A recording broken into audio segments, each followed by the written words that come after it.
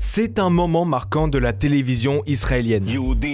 רוצחים פלסטינאים, שורפים אותם. פשעי מלחמה? כן. איך אנחנו בתקשורת לא שומעים על רציחות? תקרא. לא, אני רואה כל יום. אנחנו חד משמעית שומעים על המקרים שקורים. בינתיים פלסטינים הם אלה שרוצחים בעיקר יהודים. לא ראיתי רציחות. זיוף, הולכת שולל והעמדת פנים שלך. אוקיי? Cet homme, c'est Ehud Olmert, Premier ministre de 2006 à 2009, un ancien Premier ministre israélien qui condamne fermement les agissements de son pays et se retrouve en confrontation directe à la télévision israélienne avec des journalistes. Et le sujet sur lequel a eu lieu cet affrontement, ce n'est pas Gaza, mais l'autre territoire palestinien, la Cisjordanie. בגדה המערבית מתרחשים פשעי מלחמה יום-יום. מאות מגורשים פלסטינאים מגורשים, מותקפים, השדות שלהם נשרפים, הבתים שלהם נשרפים. La Cisjordanie, c'est un territoire palestinien qui fait plus de 15 fois la taille de la bande de Gaza et qui est occupé par Israël. Une occupation illégale aux yeux du droit international et pourtant, depuis des décennies, l'État hébreu colonise progressivement la zone. Et ces derniers temps, la colonisation s'intensifie et devient de plus en plus violente. Selon l'ONU, les attaques visant la population palestinienne connaissent même un niveau record depuis bientôt 2 ans. Des attaques menées par des groupes de colons israéliens radicaux, à l'image du mouvement des Jeunes des Collines. Le 7 juillet dernier, c'est Taïbé, la seule ville chrétienne de Cisjordanie, qui a été attaquée.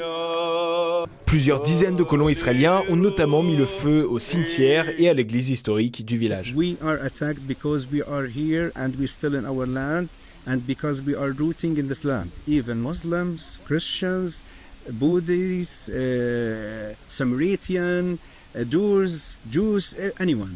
And this is very basic. That we are Palestinians, that's why we are attacked. Et l'objectif derrière ces attaques, c'est de terroriser les Palestiniens pour les faire partir. Last month, several homes were attacked by these radicals, lighting fires and directing a billboard that said, "There is no future for you here." De nombreux habitants se retrouvent ainsi obligés de fuir, craignant pour leur sécurité, comme ici à Mouarajat, où après l'incendie de leur mosquée, l'attaque de leur école, de nombreux vols de bétail et des destructions de leurs biens, la majorité des 200 habitants a finalement décidé de fuir le village.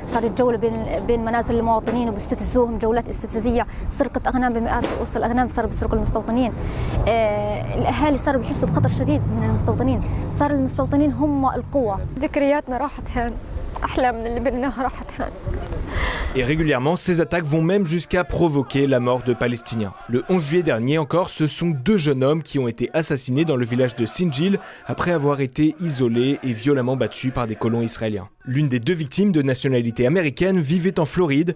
Il était venu rendre visite à sa famille. Il faut que les responsables de cet acte criminel et terroriste rendent des comptes. Saïf n'avait que 20 ans. Depuis le 7 octobre 2023, 967 Palestiniens ont été tués en Cisjordanie, que ce soit par les colons ou par l'armée israélienne. Oui, car si cette colonisation de plus en plus agressive est possible, c'est grâce au soutien du gouvernement de Benjamin Netanyahou, qui la qualifie pour sa part de politique d'implantation.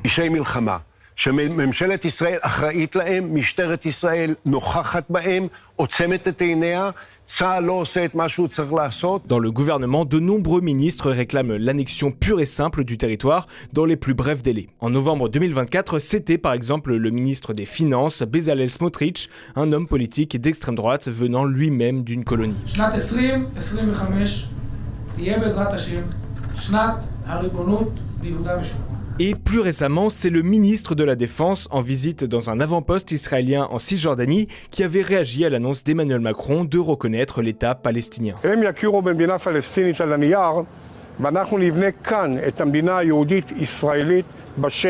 Aujourd'hui, la Cisjordanie compte près de 3 millions de Palestiniens pour plus de 500 000 colons israéliens qui vivent dans plus de 130 colonies de différentes tailles, construites illégalement au-delà de la frontière officielle. Et ce nombre va encore augmenter puisque le 29 mai dernier, le gouvernement israélien a annoncé la création de 22 nouvelles colonies réparties sur l'ensemble de la Cisjordanie. Nous avons pris une décision historique, c'est un jour important pour l'État d'Israël. Nous n'avons pas pris une terre étrangère étrangère mais l'héritage de nos pères. Pour établir ces colonies, l'État hébreu finance notamment la construction de routes, de murs entourant les installations et de centaines de points de contrôle tenus par l'armée. L'objectif affiché, c'est d'assurer la protection des colons, mais dans les faits, cela permet également de surveiller la population palestinienne et de limiter ses déplacements. Des opérations militaires ont également lieu. Depuis janvier dernier, l'opération Mur de Fer organise ainsi la prise de contrôle et la destruction par l'armée israélienne de plusieurs camps de réfugiés dans le nord de la Cisjordanie ou à Tulkarem. Plusieurs dizaines de civils palestiniens y ont été tués et plus de 40 000 ont été contraints de fuir. Et quand l'armée israélienne intervient lors de conflits entre colons israéliens et locaux palestiniens, c'est presque toujours contre ces derniers. Ce fut encore le cas le 25 juin dernier dans le village de Kafr Malik. Après avoir été attaqués par plusieurs dizaines de colons, les habitants ont cherché à se défendre. Sont alors intervenus les forces de l'ordre qui ont fini par ouvrir le feu sur la population, expliquant avoir reçu des jets de pierre. 3 Palestiniens ont été tués.